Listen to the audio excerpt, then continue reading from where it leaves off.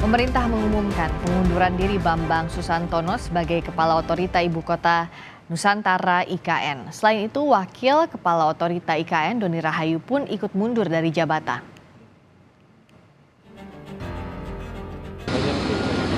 Menteri Sekretaris Negara Pratikno mengungkap Presiden Joko Widodo telah menerima surat pengunduran diri Kepala Otorita IKN dan Wakil Kepala Otorita IKN. Presiden pun hari ini menandatangani kepres pemberhentian Bambang dan Doni sebagai Kepala dan Wakil Kepala Otorita IKN. Pratikno tidak menjelaskan alasan pengunduran diri Bambang dan Doni. Nah, pada hari ini telah terbit keputusan Presiden tentang pemberhentian dengan hormat Bapak Bambang Susantono sebagai Kepala Otorita IKN dan juga Bapak Doni Rahayu sebagai Wakil Kepala Otorita IKN, disertai ucapan terima kasih atas pengabdian beliau-beliau.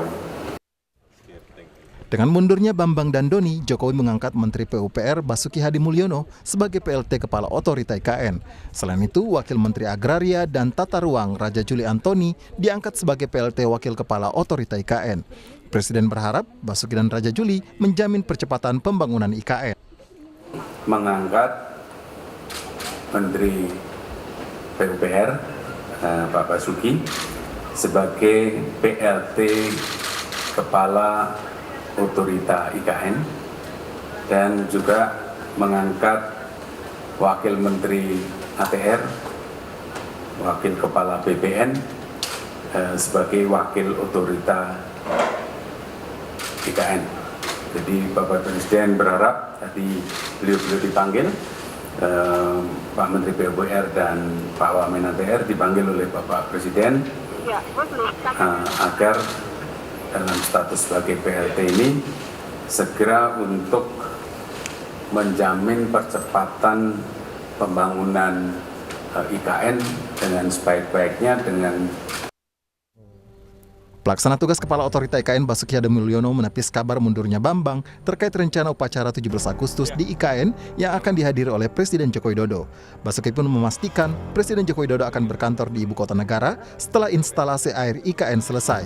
Pengerjaan saluran air ditargetkan rampung pada akhir Juni atau awal Juli 2024. Baru hari ini aja Pak. Iya. Ya, karena kita kan kami saya kira nggak ada masalah.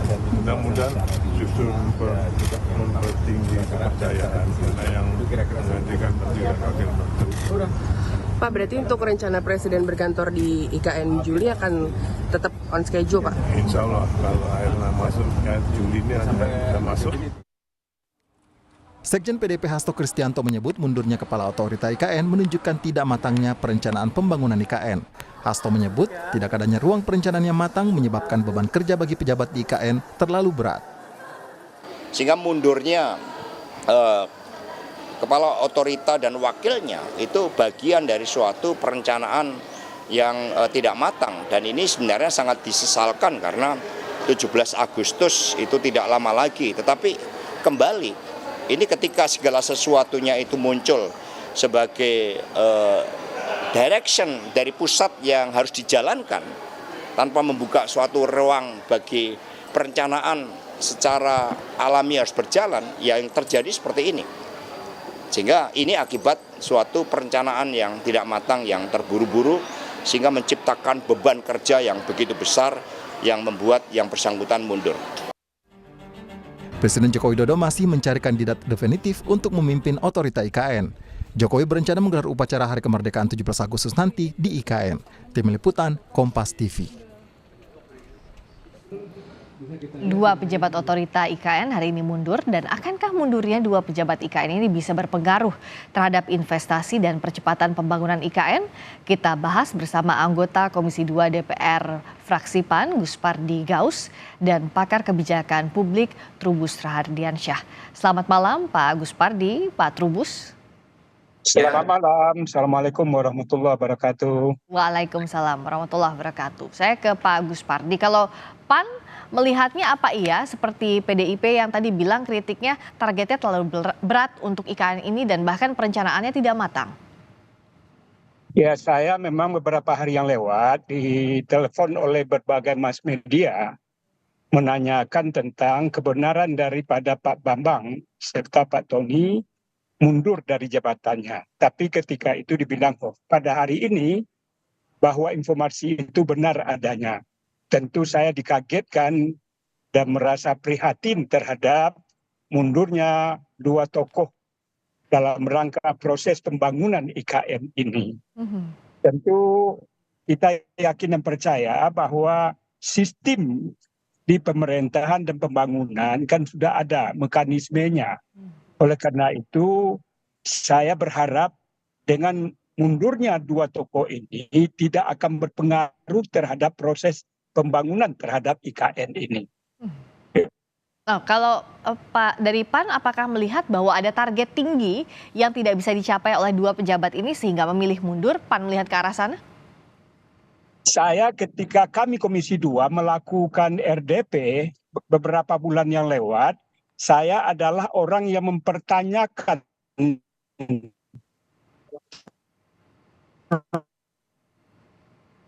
progress report dari sendiri sebagai disampaikan oleh Pak Bambang itu ketika beliau memimpin RDP dengan Komisi 2 memang banyak capaian-capaian yang menurut hemat saya sulit untuk bisa target itu sesuai dengan target yang diharapkan. Lalu saya mempertanyakan ketika itu persoalan keinginan untuk melaksanakan hari proklamasi, menurut hemat saya ketika itu saya ungkapkan hari proklamasi itu kapan saja bisa dilaksanakan, di mana saja bisa dilaksanakan, tidak tergantung kepada proses daripada pembangunan.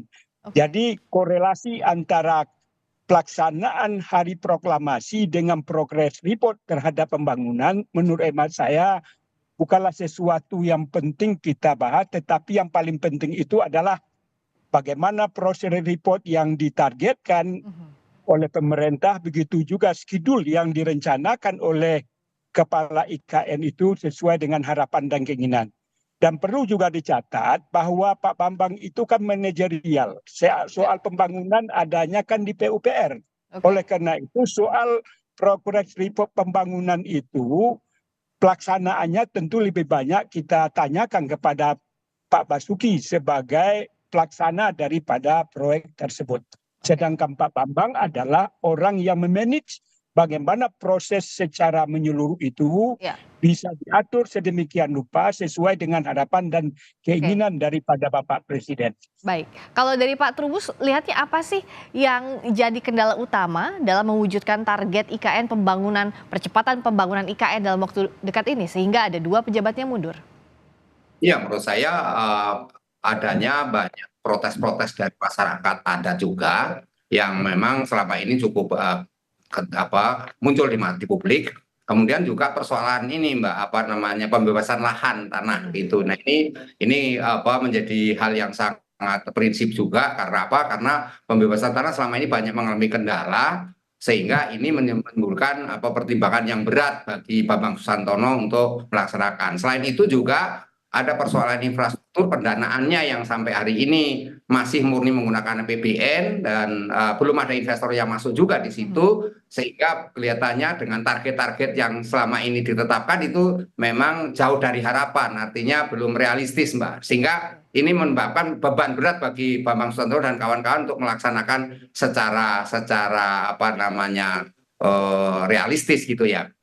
Yang selain itu saya melihat Bambang Susantono menghadapi situasi yang berat, tekanan-tekanan dari Kementerian PUPR karena selama ini kan meskipun dia sebagai pelaksana manajer di lapangan toh di dalam konteks ini adalah IKN itu sifatnya otonom sehingga dia harus bisa mampu mengembangkan secara cepat, tetapi karena situasinya yang diburu-buru kemudian juga karena targetnya banyak yang muluk-muluk juga sehingga yang terjadi adalah bagi Bambang Susantono mau tidak mau dihadapkan oleh situasi yang tidak ada pilihan kecuali mengundurkan diri gitu Mbak. Jadi ini memang yang sangat realistis dan logis dalam pengertian bahwa apapun yang terjadi, siapapun yang memegang kondisi ini akan berat Mbak. Apalagi target adanya 17 Agustus harus Ya.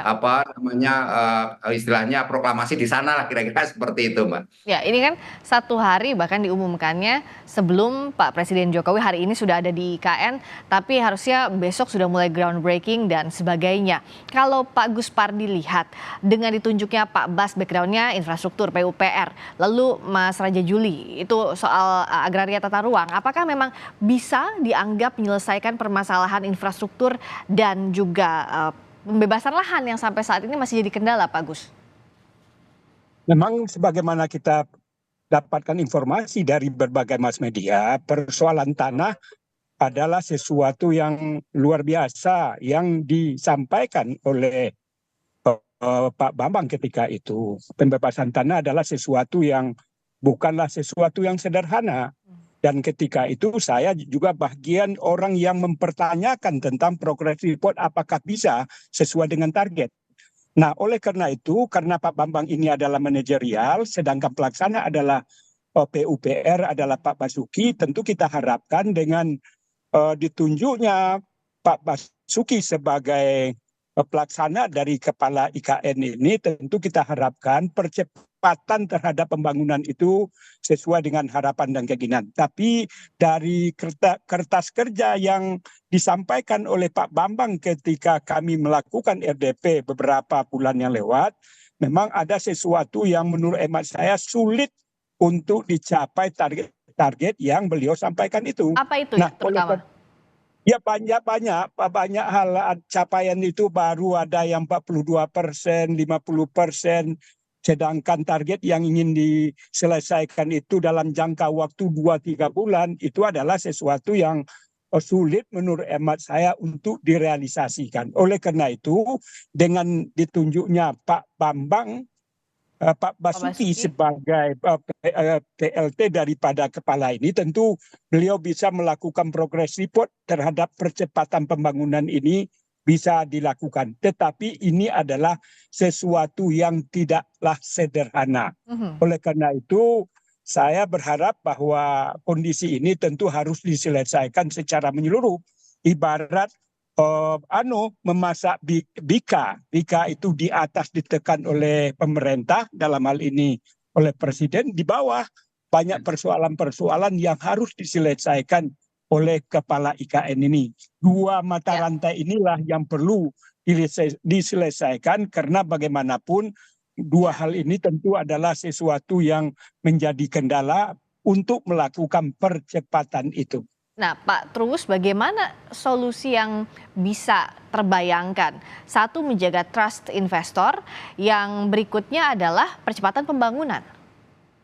Iya, menurut saya ini harus mencari sosok pengganti Bambang Susantono, ya paling tidak orang yang punya kapasitas untuk mendatangkan investor. Nah, selama ini setidaknya orang yang ya setara lah dengan Bambang Susantono. Tetapi kita percaya bahwa orang Indonesia itu banyak yang meskipun kita belum punya pengalaman membangun IKN itu, tetapi orang Indonesia yang punya kapasitas kemampuan untuk membangun IKN saya rasa ada. Hanya memang ini harus dilakukan satu pemilihan yang betul-betul tepat. Dalam arti presiden tidak hanya sekedar menunjuk kepada seorang menteri ini, tapi ini saya pesimis dengan kondisi yang ada. Karena apa? Karena waktu kepemimpinan Pak Presiden Jokowi hanya tinggal beberapa bulan lagi, Mbak. Jadi kalau target-target ini selama ini anggaran yang terpakai sudah 75 triliun ya, tetapi yang kita lihat semua infrastrukturnya belum jauh dari harapan. Yang ada ya cuman ini apa adanya gitu, dengan kualitas. Saya khawatirnya kualitasnya malah di bawah SNI nantinya lah, itu yang khawatir juga, Mbak. Jadi ini harus juga dilihat secara utuh bagaimana kemudian pemerintah tidak semerta-merta mengatakan bahwa dengan ditunjuknya Raja Juli Antoni persoalan tanah akan selesai juga. Saya rasa juga ini satu hal yang mission impossible juga, Mbak, menurut saya itu. Nah, seberapa bisa pemerintah mengatasi tantangan ini, percepatan pembangunan dan juga kepercayaan investor di sisa beberapa bulan pemerintahan Presiden Joko Widodo untuk mengebut IKN? Terima kasih Pak Gus Pardi Gaus, anggota Komisi 2 DPR fraksi PAN. Terima kasih Pak Trubus Rahardiansyah, pakar kebijakan publik. Selamat malam.